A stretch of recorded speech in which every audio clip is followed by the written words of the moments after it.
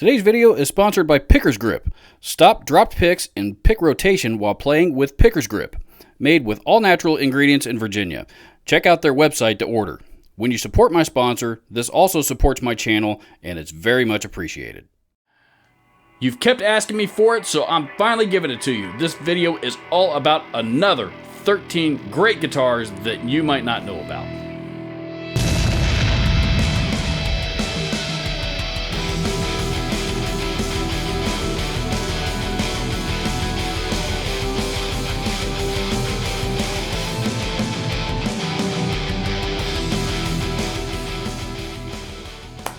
Well, I guess technically you guys have all been asking me for a part 2 of this series, which I already did, but most of you didn't bother to watch.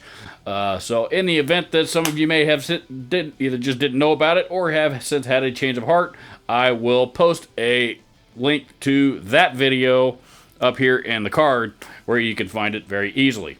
As for how many of these videos I'm going to do, I didn't plan on doing any more than one. Then one turned into 2, and now it kind of seems to be until I either run out of guitars or run out of adjectives. So, without further ado, let's get started. Number 1, Vigier Guitars. Vigier Guitars are a French guitar company, and sadly, we don't see them pop up very often over here in the US, at least not like we used to, or at least I don't. Again, based out of France, they have actually been around a very long time and were very popular on the, believe it or not, on the metal shredder scene all over the place back in the late 1980s. They were building very, very high quality, very easy to play guitars. Probably the place that I seem to find them most often nowadays, or at least I see them most often, is on fellow YouTube creator Mary Spender's channel, as she is in fact a Vigier artist. These guitars are not real cheap. They are not the most expensive guitars out there, but again, they're not real cheap. They're again known for their very high quality and very ease of playability, and really they're about the only modern guitar company that I can think of based out of France. Number 2, Brian Moore Guitars. In 1992, a young luthier by the name of Brian Moore partnered up with another luthier by the name of Patrick Cummings. Yes, the Patrick Cummings. To design and build what became Brian Moore's flagship model known as the MC1. See what they did there? MC1. Moore Cummings 1. And they went on to become a guitar company known for their top-notch wood selection, top-notch build quality, and have grown quite a bit since they launched in 1992. They have since implemented an import line, which are, honestly, the import guitars are not too far off from the from the high-end custom shop stuff. Great quality guitars if you're looking for a sleeper that you might not be aware of and you might be able to get a pretty good deal on. Check out Brian Moore Guitars. They are definitely out there. Number 3, First Act VW Garage Master Guitar. My kid, those things suck. Number 3, Heartfield Guitars. A lot of you mentioned this guitar brand in the comments of the last 2 videos, particularly the Talon model. And what these guitars were, these were a joint effort between the USA Fender shops and the Japanese Fender shops. And, the two got together and designed what became known as the Heartfield guitar line. These were primarily made in Japan, I believe, though I think there was a few models that they may have made in the US. Kind of a short-lived series that ran from about 89, I think, to 1993. Definitely on the shorter end of that. These guitars, they do seem to pop up on the used market. Prices kind of seem to vary on them, anywhere between about the 3 to 4 range, all the way up to about 6 and 8, roughly. From what I saw prior to turning on the camera to shoot this video, but I've played several of them actually in my store days, and they are in fact excellent guitars. Specifically, if you like the Super Shredder type guitars from that time period. Number 4. Takamine F360. This wasn't a lawsuit guitar, but it came awfully close. Fortunately, Takamine were wise enough to listen to the cease and desist letter that they received from Martin. What was this guitar? This guitar was a dead set ripoff of Martin's flagship D28 model. And I'm laughing at it because Takamine didn't even try to cover it up. They even printed their own logo on the headstock in Martin font. Seriously, the exact same font. It's a Takamine company instead of CF Martin and Company.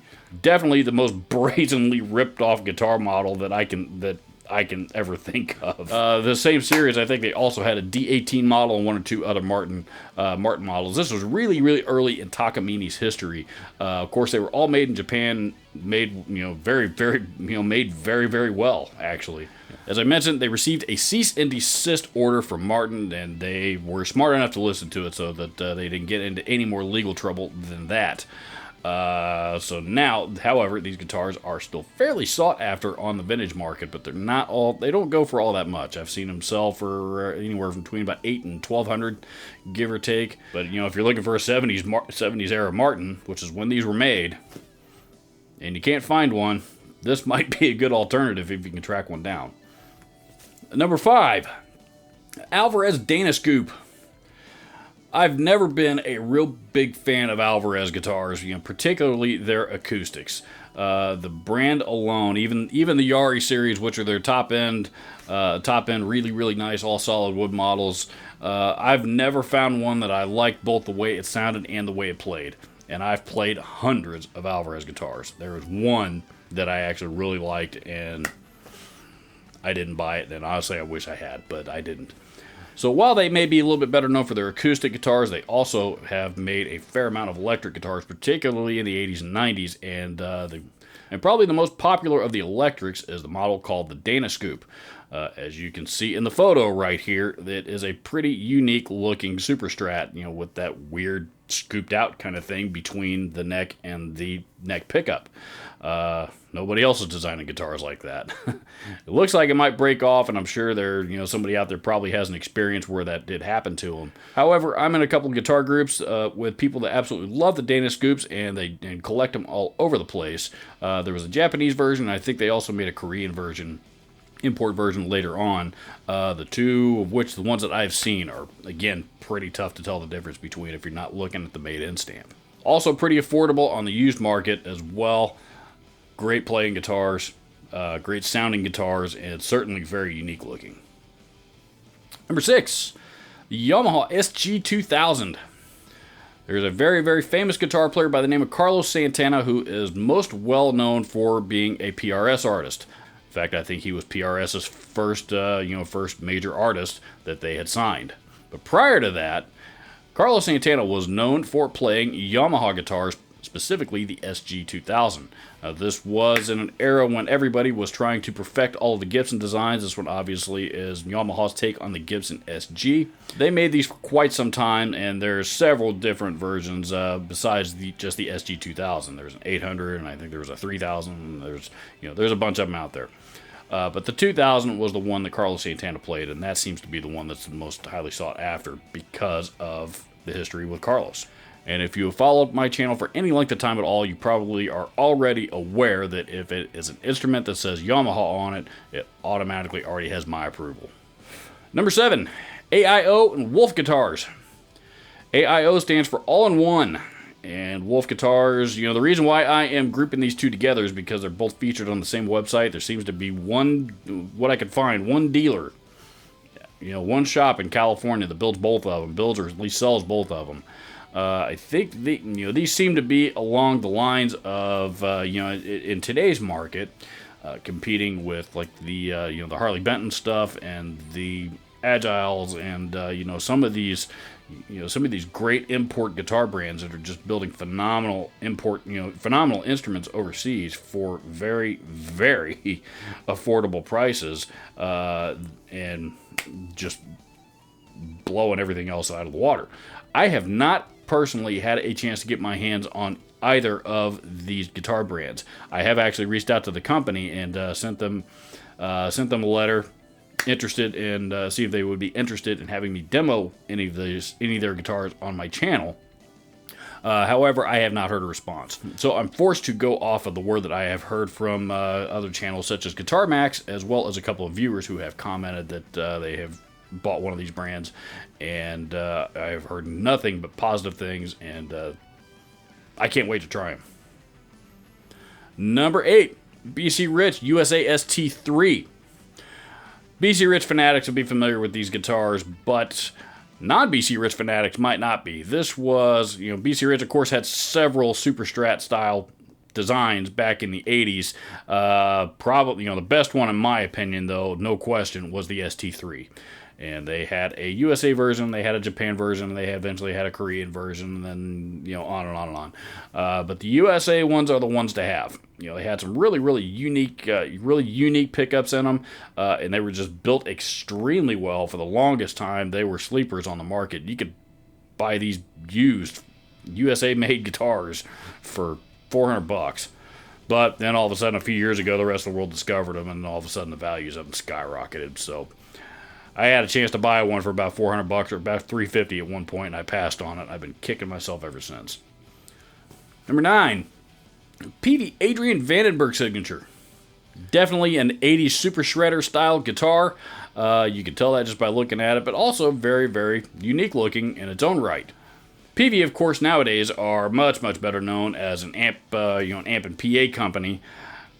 However, back in the 80s, they were also known as a pretty prominent guitar company. The T-Series from the late 70s, early 80s probably being the most well-known, and then, of course, much later on in the early 90s, the now famous Eddie Van Halen signature Wolfgangs. In between those two eras, though, they made all kinds of different high-quality, excellent guitars, and one of the coolest ones, in my opinion, was the Adrian Vandenberg signature. These are still out there. You can find them on the used market. However, they only seem to have started popping up again here just in the last couple of years. And, but they are still relatively affordable. I see them go anywhere between about $1,200 and $1,500 or so, which for a vintage American-made signature instrument from that era, that's not bad. Number 10, Aria and Aria Pro 2 guitars. I'm actually kind of surprised at myself that I have not mentioned this brand in either of the first two videos on this topic that I have done. Because this very guitar that I am holding right here, a model called the XL Custom 3, was my second guitar. This was my first really good guitar that I ever bought, and at the time that I bought it, I think I probably overpaid for it. Well, technically it was, it was a birthday gift from my parents. But I think they overpaid for it because I paid somewhere around $800 or $900, which back around 1991 when I got it, that was a lot of money for a guitar, especially an import. That said, I have actually featured this guitar on my channel a couple of times. You can see it, it's a very pretty guitar, particularly if you like gold hardware, just like I do. But these are extremely well made. I have not changed a thing on it. The stock pickups on it sound really good, even though they're not the highest output things in the world, but they sound really good. That is an original licensed Floyd Rhodes tremolo that I have never had one single issue with. These are just really well-made Korean instruments from the early 90s that a lot of people overlook. And one reason why they get overlooked is because they don't sell for very much on the used market. Most of them seem to sell for under $300. Number 11, Kramer Voyager. I thought that I would give Kramer some love as they, since they've been bought out by Gibson. Gibson have tried to re-release Kramer guitars back out into the wild a couple of times. And the first time, let's face it, they didn't take it very seriously, and those guitars were pretty poorly made, and they're not much to talk about. However, this new re-release, as of NAMM 2019, I believe, NAMM 2019, this time around, they seem to be taking it much more seriously and actually putting a lot of effort into building some really nice quality instruments. That said, that means that all of the old ones that are still out there are suddenly gaining in popularity. But one that I have noticed not gaining a whole lot of attention is the Voyager. And this was Kramer's Explorer model. Explorer body style-esque model. Now, me, I love pointy guitars. I love Explorers, so this is something that would be right up my alley. And they actually made several different, they featured it in several of their different lines. You know, there was some higher end, more expensive ones. There was some that were in the Focus, the Import Focus line that were made in Japan that were really, really good guitars. So there was a few different versions of the Voyager out there, but it doesn't seem to be one of the more sought after pointy guitars from that era, despite being very well made. I say this because Kramer, of course, are not the originators of the Explorer body style. Their now parent company, Gibson, are. So if Gibson decides to bring back the Voyager series and the new Kramer line, that would be excellent. However, please, Gibson, for God's sakes, do not bring back the Triax.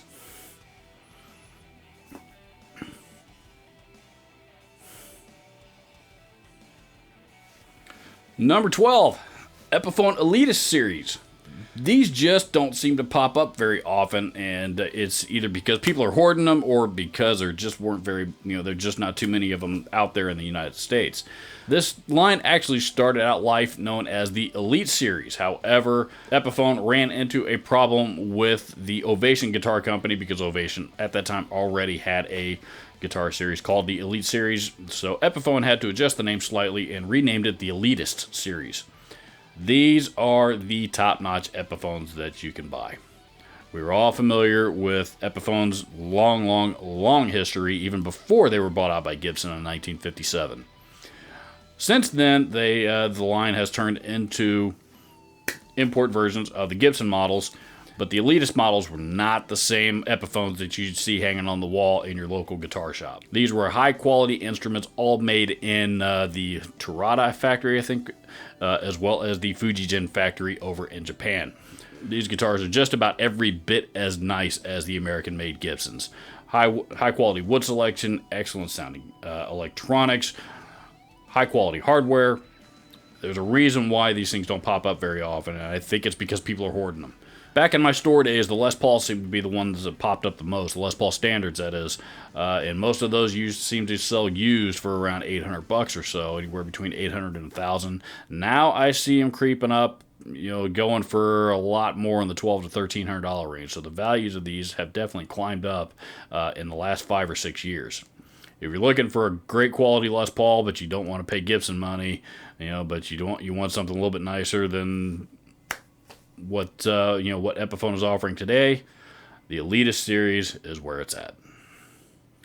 Number 13, Grosh Guitars. Don Grosh started out building sets for Hollywood film productions, which is a trade that requires a lot of attention to detail and high-level craftsmanship. Obviously, where he likely learned the beginnings of those skills. Eventually, he went on to work for Valley Arts Guitars, a guitar company that I featured in the last video in this series. Yes, that would be the one that most of you didn't watch.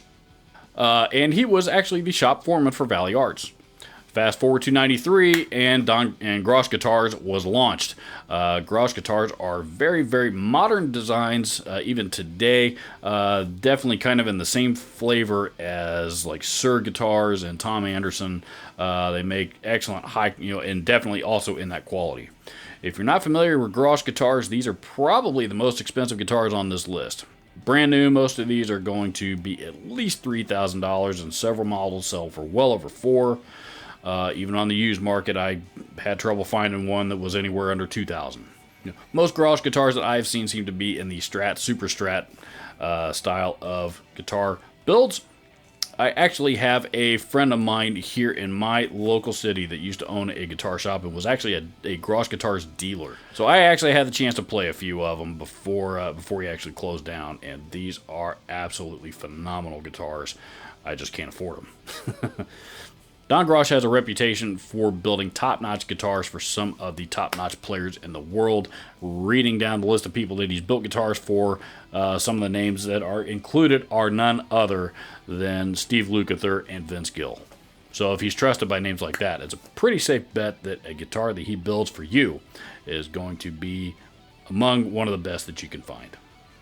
Thank you so much for checking out this video. That is all for this list. I always enjoy making these lists. These are a lot of fun for me. I hope that you guys enjoyed this particular edition of great guitars you might not know about. Please let me know your thoughts down in the comments section. What are some other great guitars that I may not have thought of yet that maybe we could talk about here in another video down the road in this series? Links to anything discussed down in this video, including references to other videos, will be down in the description.